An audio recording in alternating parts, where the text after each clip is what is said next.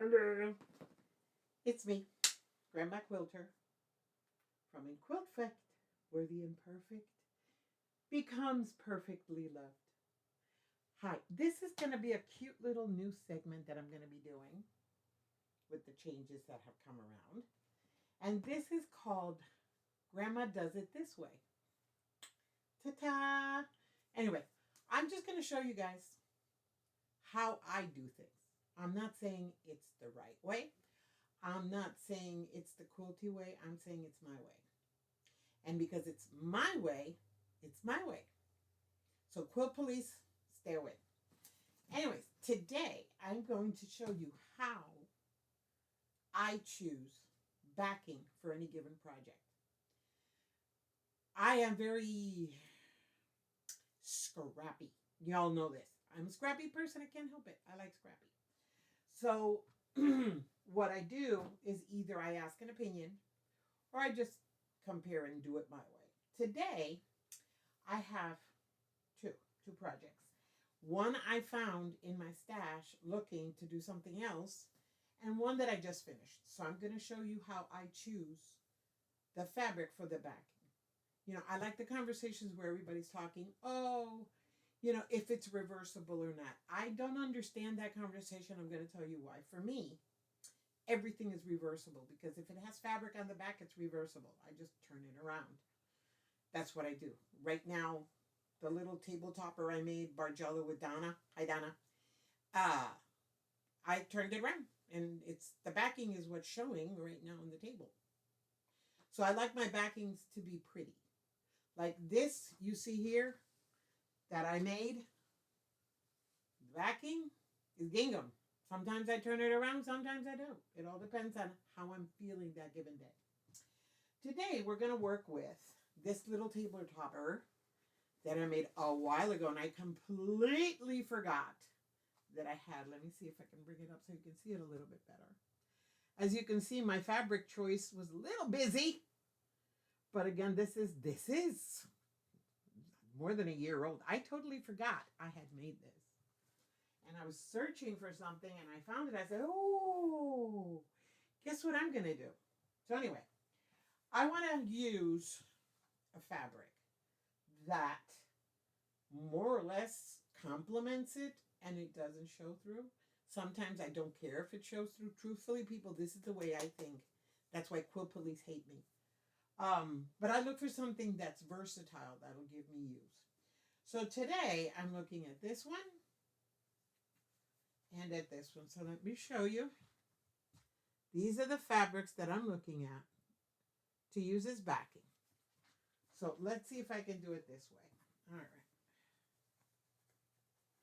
I don't want to bring the camera in and make a moving because I suck at that. All right, so here we go. So this is the top, and these are my choices. I'm more inclined towards this one, not that one, this one, because it's a little bit more in tune with the color. So let's just do it that way and see if I have enough, because I don't even know if I have enough. I might have to cut and paste. So let's just put it. This that I have on my bed, this is that Singer cutting board that you can buy at any Wally World, Walmart, or any Hobby Lobby, Michael's.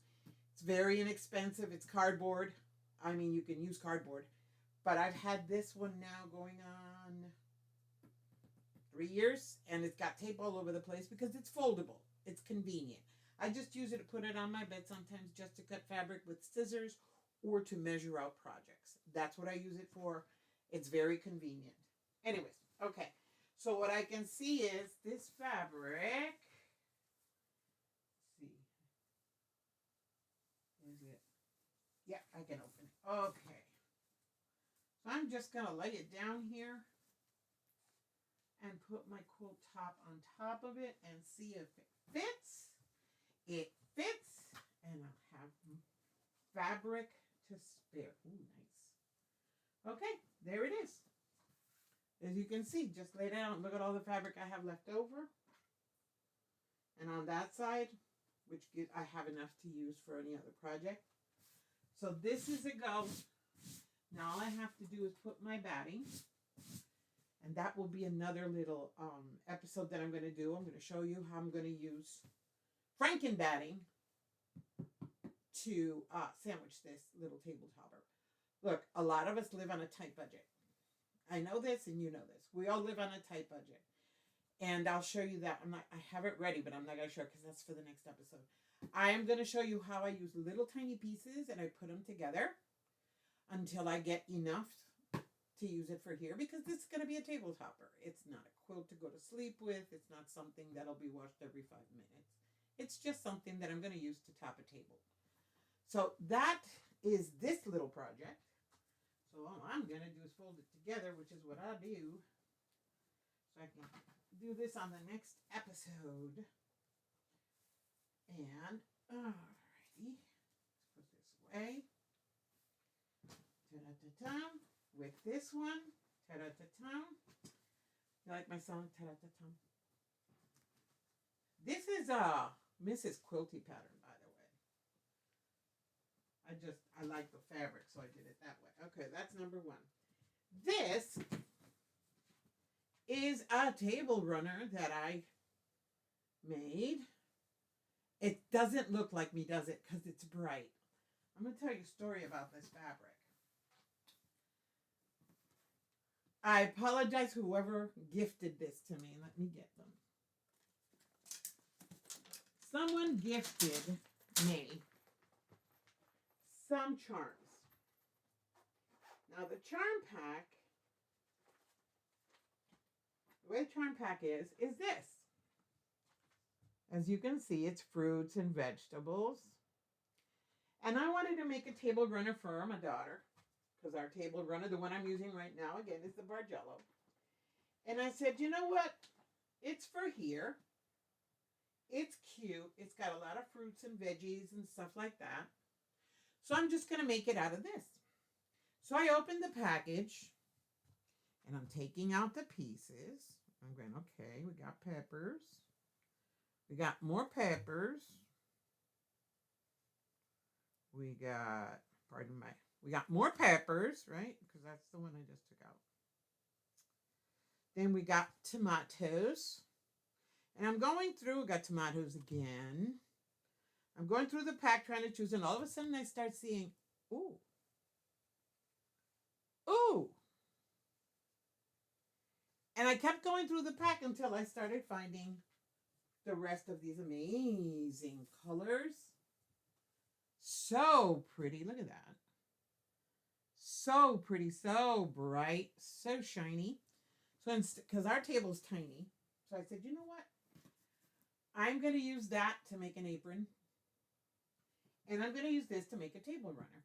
So, as you can see, I did it with white. I was going to try to do it with cream, didn't have enough. So I said, you know what? It's done. It's ready. How am I going to put the backing on this one? But since this is for Mirta, I said, okay, Mirta, come into my room. Tell me what you want on backing. My daughter loves bright colors. We all know this. That's why this is hers. So she went into my stash and she found this. Very pretty. It's a teal. It's very nice. And it's from Walmart. It's on the wrong box because I use these. But this is Walmart fabric, people. Walmart. It's really pretty, really nice quality. I like the weave. It's tight weave. It's a very good quality. So this is what I'm going to put on the backing. Let me just, while I'm here, because this is how Grandma does things, I'm going to take the pins out. I have several pin cushions. And then I am just going to roll it out on top. Make sure I have enough on the top and on the bottom to quilt it. And then just put it on top of it. I'm only going to use one side. There we go. Ta-da! Now. Yep. Okay. So I'm going to show you something funny that I do. Okay, let me put this away because everything's coming out of the little cute little bag I have everything stored in. Because I don't know. I apologize to whoever it was that gave me those charm packs. But it was 3 of them. So I always have them separate. And that's why they're in this bag. Now I know I'm going to make a cute little apron. I showed you all. Show you the apron in a minute. Okay. So that goes over there. All right. So I have 1 minute. Because you know me. This is not scripted. This is however it happens. It happens. Here we go. I have my electric scissors. And this is what I use when I don't want to cut. I love this thing. Because it doesn't have to be a perfect cut. I'm going to have to turn this around because I want to make sure I don't cut into my table runner. So let's turn it around this way. That's the control to the camera, just so. Anyway, you know me. Yeah. Telling you people, again, this is me. This is not scripted, and I am not a tutor, but I'm just showing you how I do things. All right, I got it. And of course, I threw it on the floor. Anyway, clumsy people. I'm very clumsy. Don't deny it. Here we go. Now put it back on here, just to make sure I have enough clearance.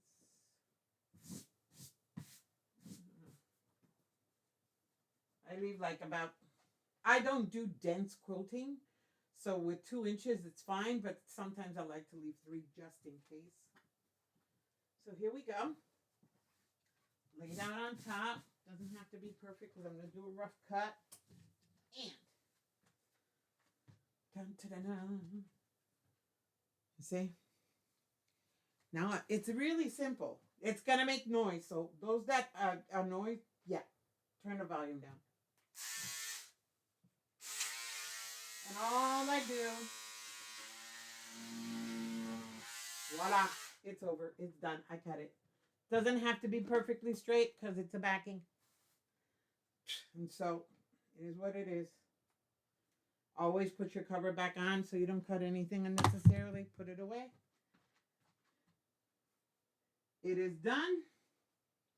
It's on the roll. Come get my pins. Put it back on so it doesn't unravel. And I'm done. I got the 2 backings to 2 little projects. And I will be able, because this, I have to cut this in half. You know what? I think I'm going to cut this in half while I got you guys on. I'm not going to use my shears for that. Because not necessary. But that's why I like having this on the bed. It makes it easy to work with. Let me just take this off because literally this is a 42-inch wide. And I'm just going to use half of it. So I'm just going to cut it right there on the fold. I don't like you guys to see me shake because I shake. But now it's just literally just go up the fold and cut it out and it's done. There we go. Let's do it this way. That way it's easier. I don't know if it's because I'm right-handed or I'm ambidextrous, but anyway. All right. So all I'm doing is cutting up the fold because I have enough. There we go. Done. Voila. Half of it for the table runner, the other half to the scrap bin. Okay.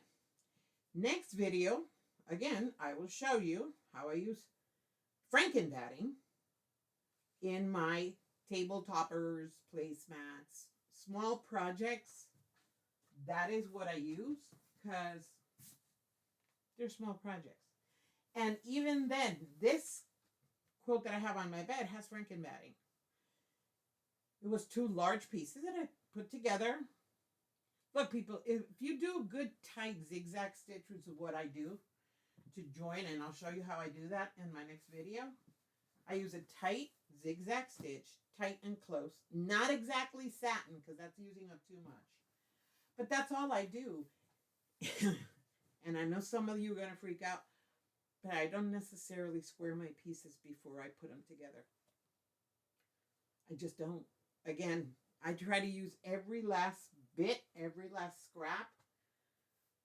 If it's just a little uneven, all I had to do is when you put it together, batting is very, very easy to manipulate. I stretch it a little bit, and it's perfect. I'll show you in the next video how I do that. But for now, we're done. I got my 2 projects finished. Show you how I put it together, how I make up my mind on what to do. And so the next one, I will show you how I do my Franken batting. So for now, I'm going to say goodbye. I love you all. And remember, being imperfect is always being perfectly loved. Love you all. Bye.